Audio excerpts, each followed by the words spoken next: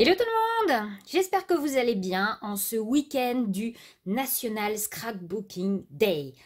Et aujourd'hui du coup, je vais vous proposer de réaliser vous-même des petites étiquettes avec votre matériel de scrap. Alors, je vais vous montrer un petit peu ce que je compte réaliser. Donc par exemple dans cet album que vous avez déjà vu, je vous l'avais déjà présenté dans une autre vidéo, je vous mettrai le lien en haut. J'adore ce genre de petites étiquettes. Donc là, il y en a tout le long de l'album. Donc là, ce sont des étiquettes qui sont achetées dans le commerce. Donc là, on en a deux encore.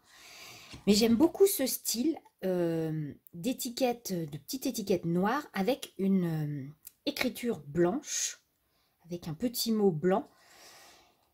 Et je me suis dit qu'on allait les réaliser ensemble avec notre matériel de scrap. Donc la façon la plus simple qui ne rentre pas dans ce que je vais vous proposer, c'est par exemple d'avoir un tampon qui fabrique déjà ce style d'étiquette. J'adore ce tampon, il vient des ateliers de Karine, c'est la collection Nomade.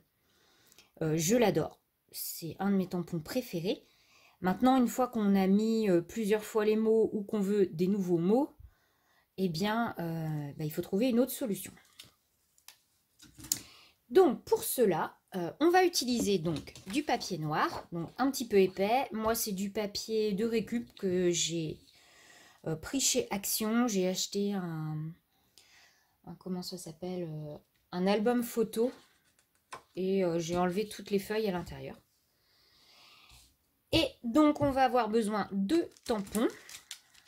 Alors moi j'ai choisi plusieurs planches de tampons. Donc il y a par exemple celle-ci de chez Simply Graphic qui contient que des mots et des petites phrases relativement courtes. Donc ça, c'est génial pour ce qu'on veut faire. Et j'ai également une autre planche, cette fois-ci de 4 en scrap, que j'aime également beaucoup, puisqu'on a plein de petits mots dessus aussi. Donc on a besoin de tampons. On va avoir besoin d'une encre collante. Donc moi, c'est la marque la plus connue, c'est Versamark. C'est une encre transparente collante. Vous avez également la Top Boss et vous avez d'autres marques encore. Donc moi j'ai celle-ci et c'est très bien.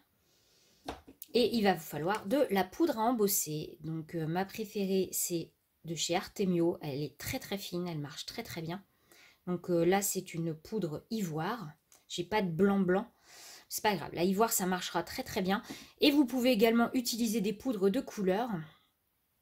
Donc plutôt des couleurs claires qui vont ressortir. Par exemple de la turquoise ou du rose pâle. Mais moi je vais me concentrer sur le blanc ou l'ivoire. Il me faudra également un bloc acrylique pour mettre mes tampons. Donc je positionne 3 mots sur mon bloc de façon à gagner un petit peu de temps. Il vous faut utiliser des tampons avec une écriture relativement détaillée pour que le motif ressorte bien.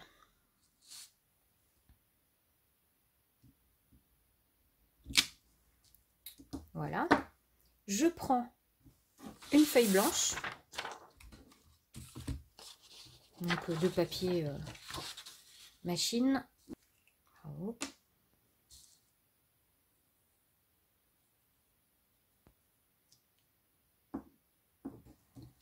Donc j'ai bien recouvert mon mot. Hop.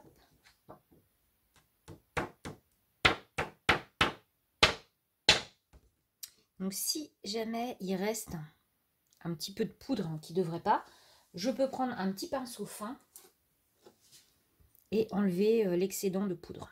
Si vous avez, avant de faire votre embossage, vous pouvez passer, donc avant de mettre la Versamark, un petit coussin avec du talc pour enlever en fait toutes les aspérités qui pourraient éventuellement faire coller la poudre. Ensuite, je vais chauffer avec mon pistolet à chaleur jusqu'à ce que la poudre fonde.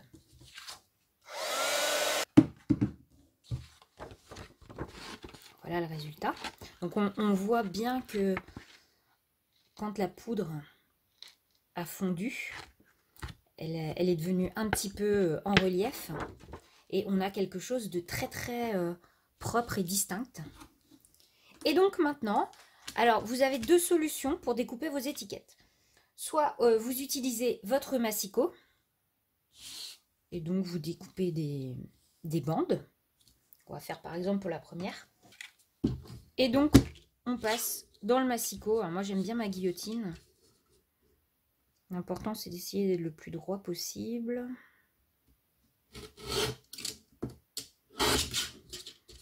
Et donc là vous pouvez aller au plus près du mot si vous voulez.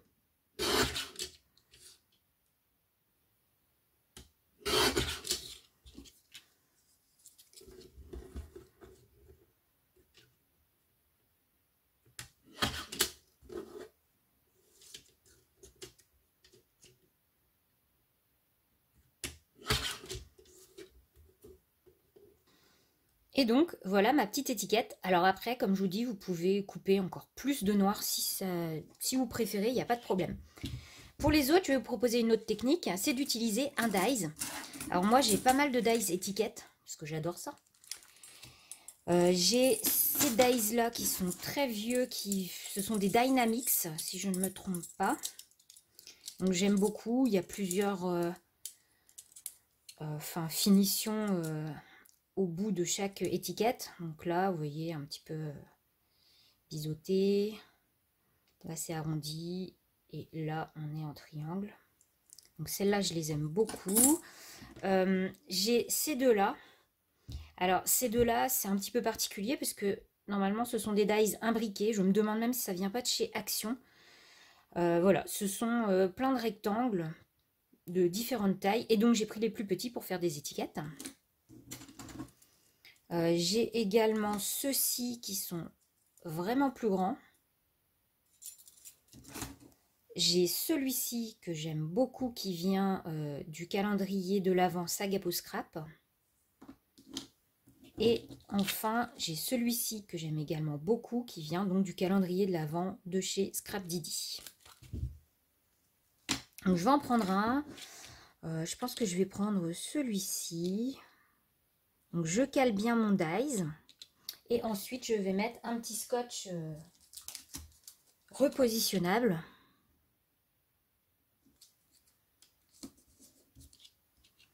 pour pas que ça bouge.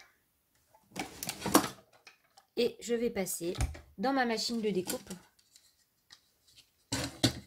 Donc pour les petites découpes, je ne sors pas forcément ma Big Shot.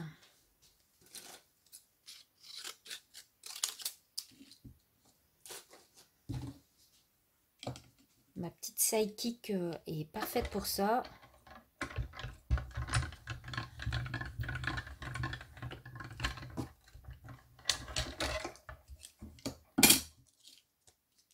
Et voilà ma petite étiquette. Alors en plus, j'ai un petit effet couture sur les bords. Je ne sais pas si vous voyez. Là, on voit peut-être. Là, on voit.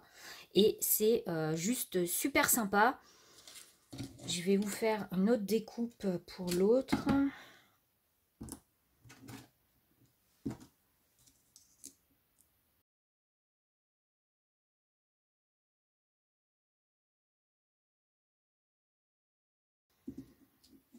Et bien voilà, vous allez pouvoir maintenant réaliser toutes vos petites étiquettes avec votre matériel de scrap. Je reviendrai vers vous prochainement pour vous proposer une autre façon de fabriquer vos étiquettes, mais cette fois-ci sans le matériel de scrap. Vous verrez ça dans une prochaine vidéo. Bon bah écoutez, je vous fais plein de gros bisous et puis bah moi je vous dis à bientôt dans une nouvelle vidéo. Allez, bon scrap à tous, bye bye.